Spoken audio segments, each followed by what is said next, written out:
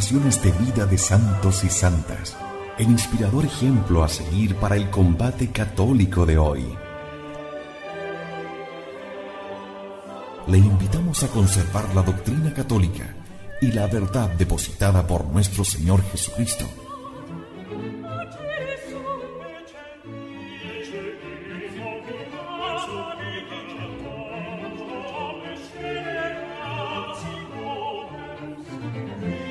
Somos Convicción Radio, auténtico catolicismo, por la gloria de Dios y la salvación de las almas.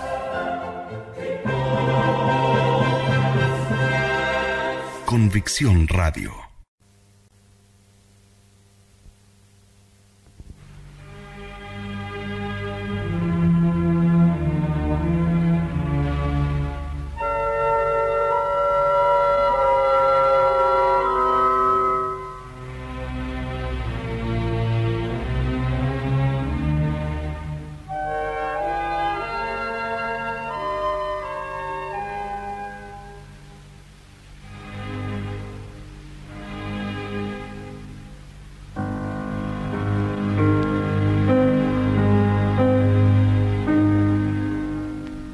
El 24 de agosto del año 410, mientras los truenos retumbaban amenazadores y mientras la luz de lámparas aclaraban de vez en cuando las densas tinieblas de aquella noche de terror, los godos de Alarico entraban en Roma por la vía Salaria y saqueaban a sangre y fuego la famosa y desgraciada ciudad de los Césares.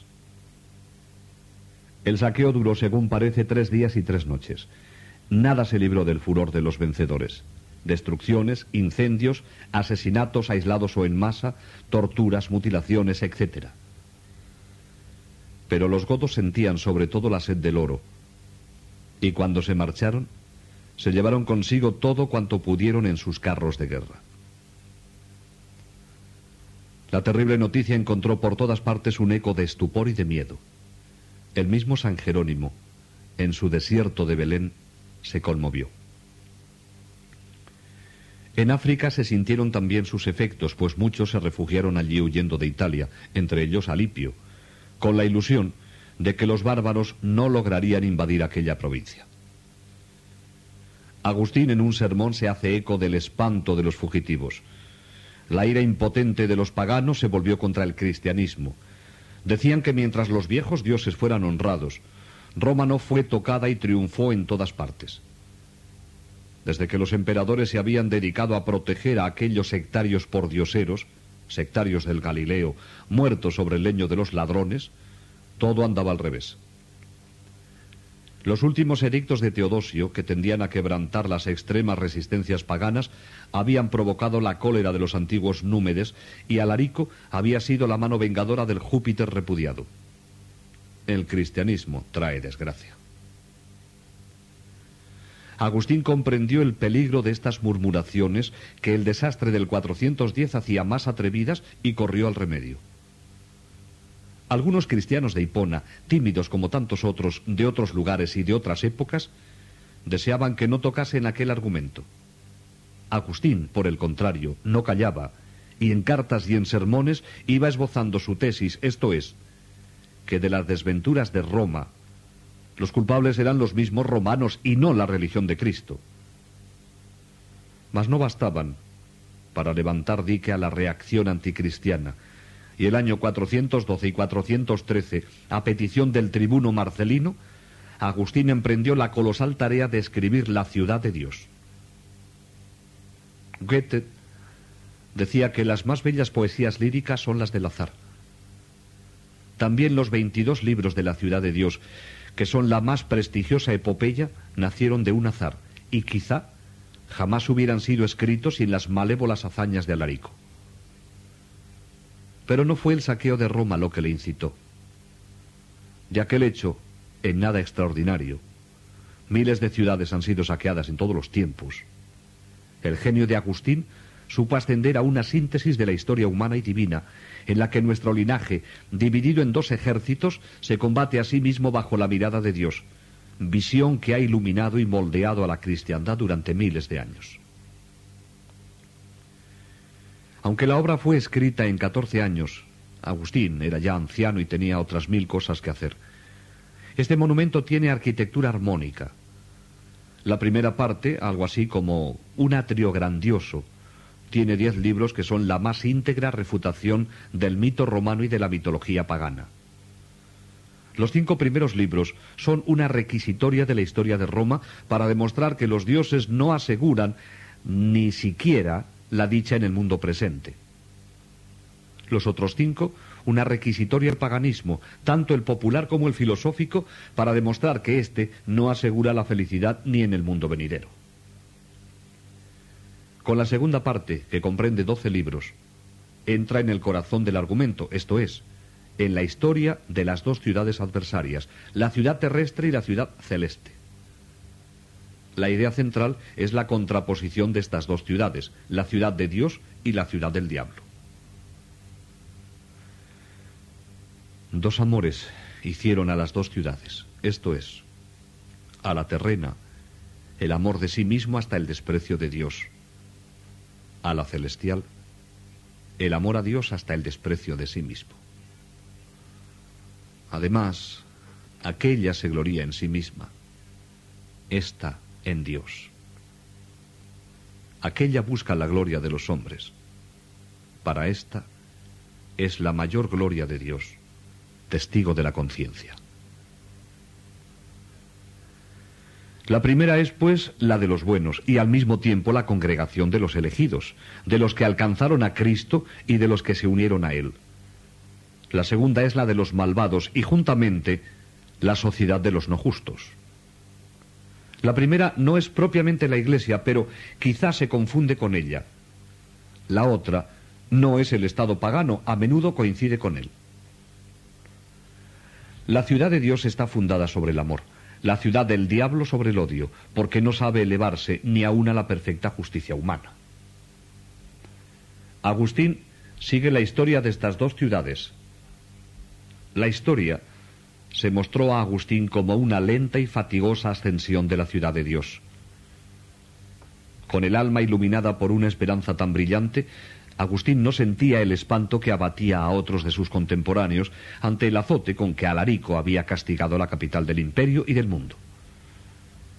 Estaba seguro de que el triunfo de la barbarie sería pasajero y que ese triunfo sería seguido necesariamente de un período de aspiraciones más sublimes hacia el bien. Y Roma, antorcha del mundo y de la civilización, volvería a emprender su camino glorioso a lo largo de la senda trazada por la divina providencia.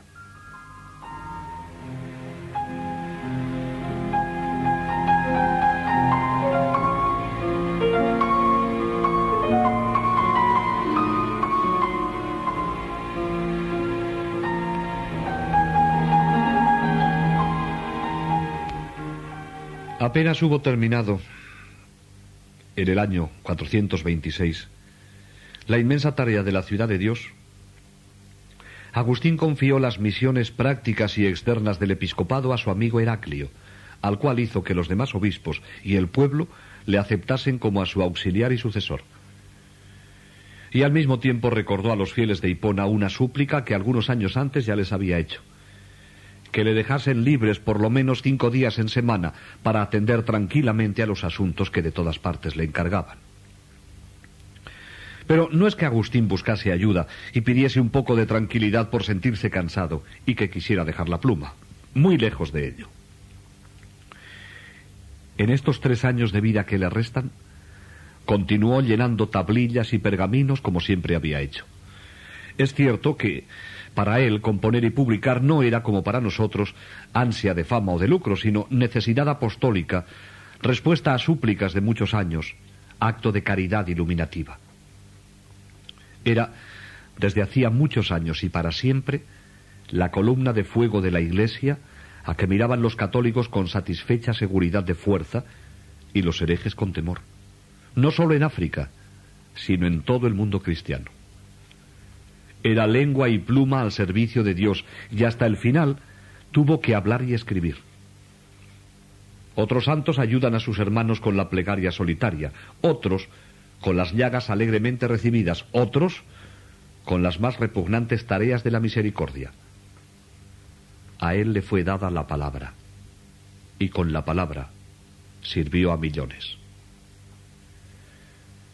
Tenía ya 72 años, pero la vista excelente, el pulso firme, lúcida la inteligencia y siempre rebosante de afectos su gran corazón. Y nuevos libros salían cada año de la celda de Hipona.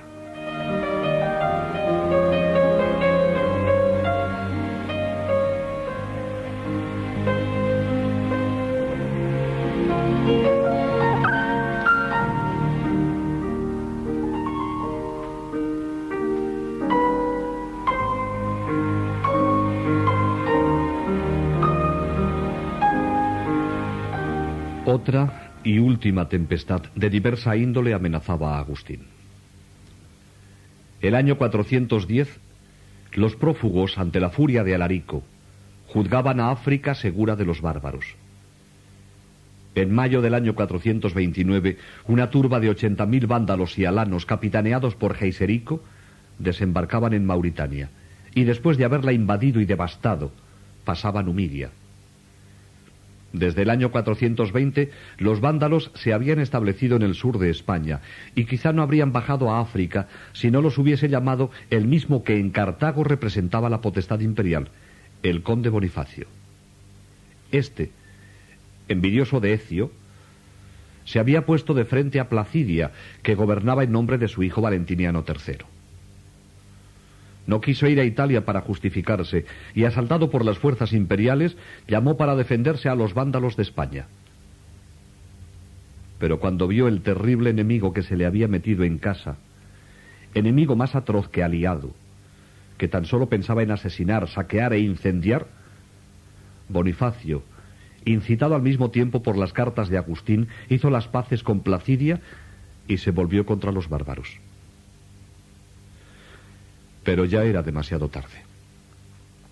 Las hordas de Geiserico eran dueñas del país. No les quedaba a los romanos más que 3 ciudades: Cartago, Cirta e Hipona. Bonifacio se encerró en Hipona y Geiserico le asedió. El cerco duró 14 meses y finalmente Hipona fue entregada a las llamas.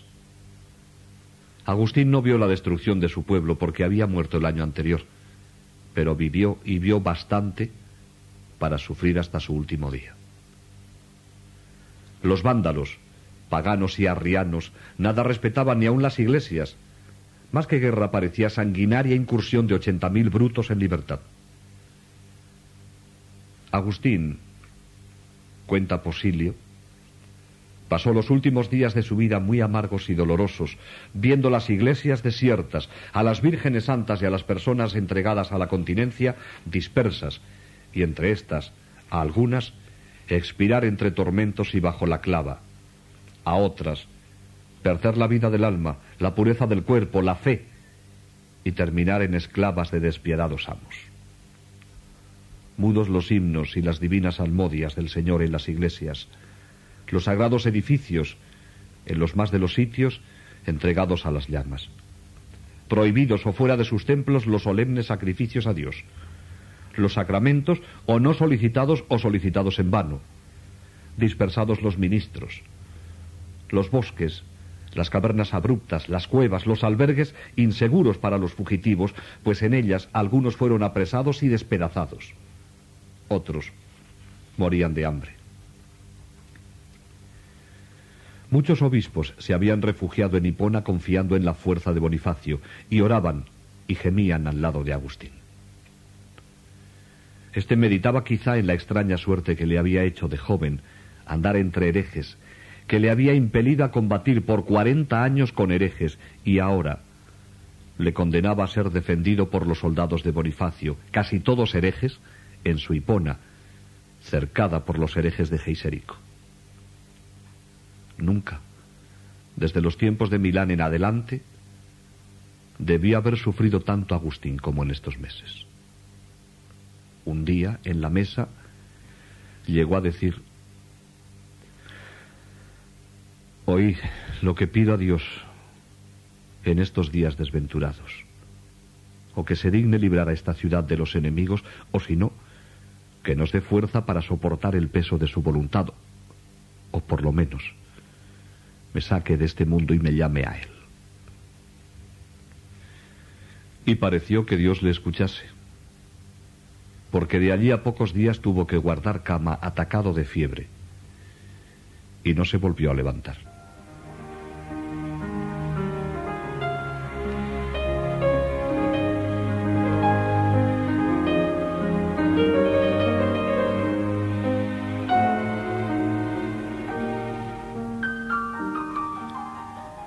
Tenía 76 años, y era milagro que hubiese resistido tanto. Agustín jamás había gozado de salud íntegra y desde niño había sido enfermizo. La primera enfermedad grave la pasó cuando tenía pocos años e hizo temer por su vida. A menudo nos habla de su dolor de pecho. Apenas llegó a Roma, cogió la fiebre del paludismo. En Milán, el 386, sufrió otra vez del pecho. En Brianza no se encontraba bien, no podía hablar mucho tiempo y alto. En los primeros días del cenobio de Tagaste, escribe a un amigo que su poca salud le sirve de estorbo, y más tarde escribe a otro que no puede andar ni estar sentado ni de pie por el excesivo dolor y por la inflamación de las articulaciones. Y años después, dice al pueblo en un sermón que ya es viejo por la edad, pero que ya desde hace mucho tiempo atrás era viejo por sus achaques. Y no obstante, Agustín ha vivido 3/4 de siglo sin negarse a la labor, trabajando siempre. Agustín no temía la muerte, pero aún deseándola no la buscaba. Como a todo el que ha trabajado mucho, le parecía no haber hecho lo suficiente y que tenía que dar término todavía a las tareas emprendidas. Debía terminar la contestación a Juliano, acabar el magno comentario del Antiguo y Nuevo Testamento apenas esbozado a trozos, convertir a los arrianos y realizar otros 1000 proyectos que brotaban en su fertilísima mente. Así que cuando se le presentó junto al lecho alguien que le rogaba que bendijese a un enfermo para que recobrase la salud, contestó: «Hijo mío, si yo tuviese esta virtud empezaría por curarme a mí mismo». Pero el visitante insistía, diciendo que en sueños le habían dicho fuese a ver al obispo para que le impusiese las manos sobre la cabeza y que curaría. Agustín, para contentarle, puso sus ardorosas manos sobre la cabeza del joven, suplicando al Señor, y el moribundo fue escuchado.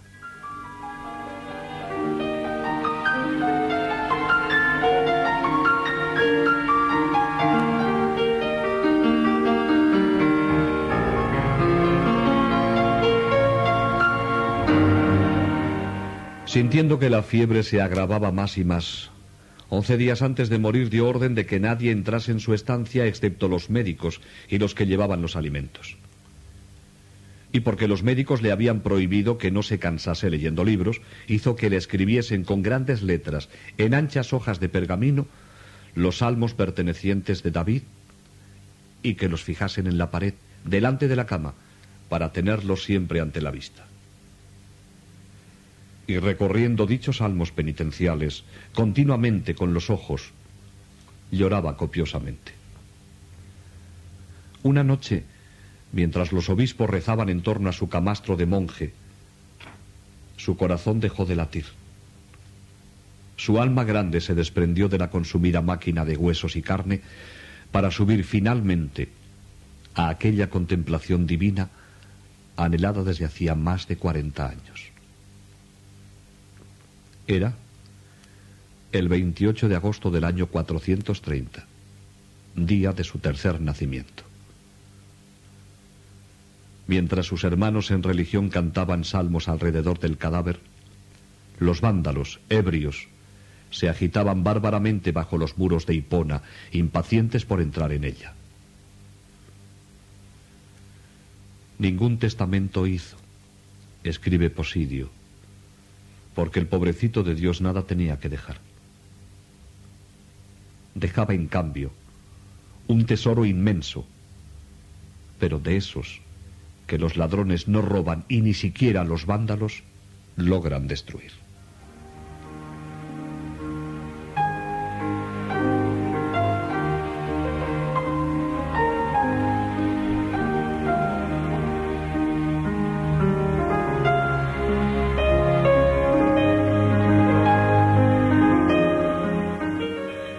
San Agustín había muerto a los ojos de los hombres, pero comenzaba a vivir a los ojos de Dios, y sus ojos se abrían a una luz eterna que había deseado con tanto ardor. ¿Podríamos decir que Agustín había muerto para los hombres? Ciertamente que no. Su alma, después de tantos siglos, sigue estando viva en medio de nosotros. Agustín sigue estando presente y viviendo aquí abajo, cual si jamás hubiese muerto.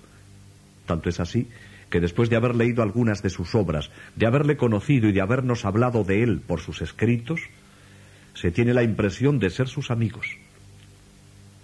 Sus huesos están repartidos aquí y allá, entre Europa y África, pero su alma posee el privilegio de la ubicuidad, de estar en el cielo bajo la luz de Dios y de haberse quedado en la tierra para darnos luz a nosotros.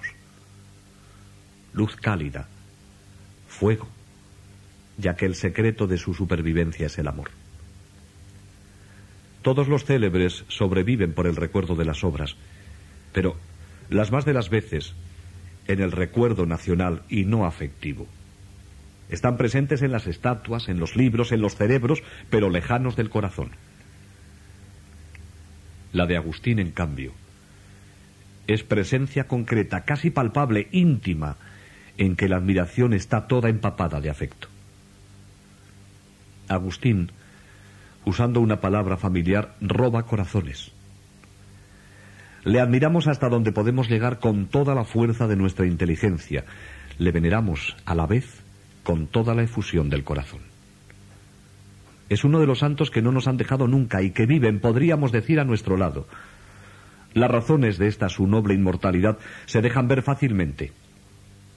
En él tenemos al santo, al feliz, esto es, el que goza del eterno, al participante de la supernaturaleza, pero también tenemos al hombre, un hombre que se nos asemeja, a quien a veces divisamos todo transfigurado y refulgente en la ciudad celestial, pero a quien siempre consideramos como a un hermano nuestro que ha conocido nuestras miserias y nos muestra el camino para salir de ellas y nos alarga su mano firme y cálida para ayudarnos.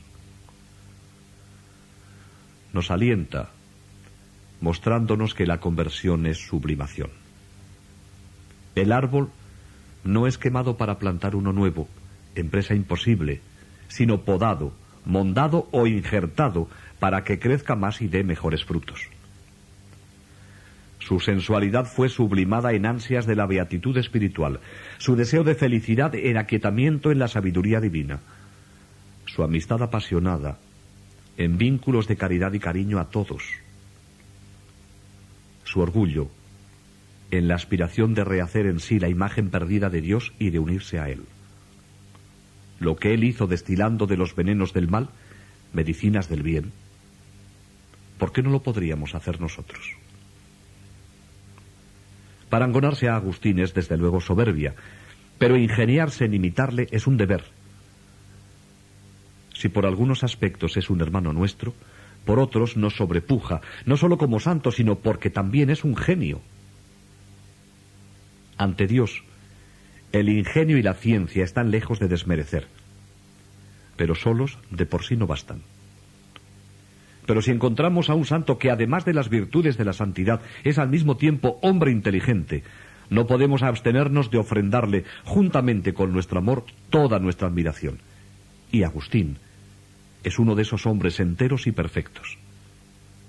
Y con algo más, pues a todas las supremas condiciones de la humanidad añadió el sello sobrenatural de la santidad. Se celebran los hombres poliformes del Renacimiento y se admira uno de un Leonardo que fue sabio y pintor, ingeniero y poeta, arquitecto y estatuario. Le admiramos, sí, también, pero le falta la contemplación metafísica, la perfección moral, el sentido místico, la ejemplaridad heroica.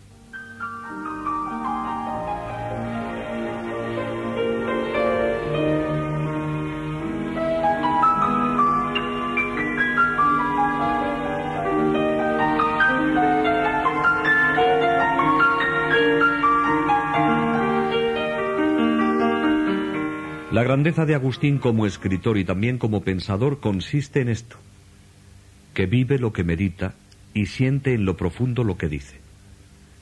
Para él Dios no es un concepto por conocer, sino una realidad viviente que gozar. Lo verdadero no es algo que sencillamente se aprende, sino un bien que quiere apropiarse. El cristianismo no es una colección de doctrinas solamente, sino sobre todo una vida que es preciso vivir integralmente. Él ha referido los problemas más trascendentales al propio yo, ha interiorizado la teología, ha fundido el pensamiento puro en la fragua del corazón, ha volado en el firmamento de la ideología, pero con alas de fuego. Agustín no es tan solo un docto exegeta, un filósofo y un teólogo, sino ante todo es un místico. El éxtasis de Ostia no es el único. Muchos años más tarde decía a Dios: a veces me metes en una extraña e íntima plenitud de que no sé qué dulzura, que si llegase al colmo se convertiría en algo que no sería ya de esta vida. Y nadie, después de San Pablo, ha definido al Cristo místico como él lo ha hecho. Su alma ávida de felicidad no podía saciarse sino en Dios, esto es, en la plenitud de una eterna felicidad, pero ya saboreada aquí abajo, en breves instantes, en la comunión de Cristo siempre vivo. Y tanta fuerza tiene en él este sentimiento de fraternidad con el crucifijo, que el solo sobrellevar nuestra vida, gobernar nuestra mortalidad, le parece como imagen sublime llevar la cruz al par de quien venció a la muerte. En él era grande el pensador y el filósofo, pero de todos modos, lo que más le importaba sobre todas las cosas era amar a Dios y hacerle amar.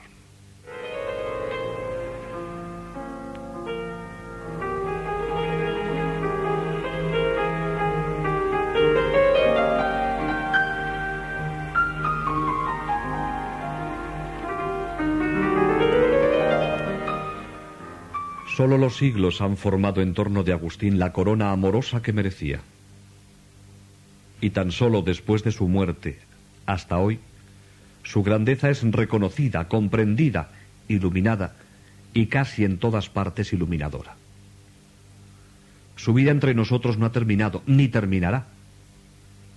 El genio de Agustín obra en nosotros el milagro que fue sueño de un poeta. Mundo invisible, te vemos. Mundo intangible, te tocamos. Incognoscible, te conocemos. Inaprehensible, te aprehendemos. Agustín, águila y buzo, nos transporta hasta entre las constelaciones y nos guía en inmensidades abismales. Su entendimiento nos acompaña a las lumbreras de los más inasequibles misterios, y su corazón amoroso y abrasado encuentra todavía, después de tantos siglos, los caminos de nuestro corazón y lo hace vibrar con el latido de sus palpitaciones. Y olvidamos por un momento al doctor de la gracia para ver en él al doctor de la caridad, para reconocer en él no solo al arquitecto de la teología y al titán de la filosofía, sino al hermano que lloró y pecó como nosotros, al santo que logró escalar la ciudad del eterno gozo y sentarse a los pies del Dios recuperado para siempre.